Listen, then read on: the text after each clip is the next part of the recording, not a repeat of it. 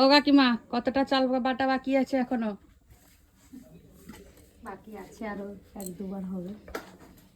এই দেখুন, এখানে চাল ভেজানো আছে। আপনারা চাইলে 3-4 ঘন্টা চাল আপনাকে ভেজাতেই হবে, নাহলে এইভাবে একটা স্মুথ ব্যাটার তৈরি হবে না। 3-4 ঘন্টা না হলে চাল বাটাই যাবে না মিক্সারে। এটা পাটি সাপটা শুকচুলি হলো। এই শীতকাল পড়ে গেছে, আমাদের বাড়িতে পিঠে তৈরি স্টার্ট হয়ে গেছে। আমরা তো গ্রামের,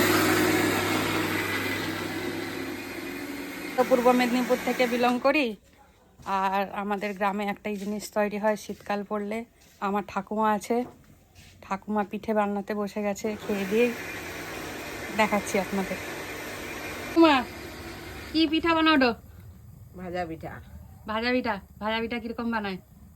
এ কিরকম বানাইছে? চাল বাটা আর এ দিয়া কিরকম বানাইছে বলো? নারকেল, চাল, চিনি।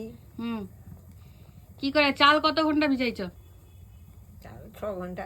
6 ঘন্টা ভিজাইছো? আমি যে কইলি 3-4 ঘন্টা ভিজাইলেই হবে। তা 6 ঘন্টা ভেজাতেই হবে। একটা কাজ করবেন, রাতের বেলা ভিজিয়ে দেবেন, সকাল থেকে উঠে বেটে নেবেন। এই দেখুন, এক্সপার্ট মানুষজন করছে, আমরা কি আর এইসব করতে পারবো? এই দেখুন, এটাকে বলে ভাজা পিঠে। এই দেখুন, এতে নারকেল, চিনি, চালবাটা, হালকা লবণ সব দেওয়া। এইভাবে বানাচ্ছি মাটির জিনিসে।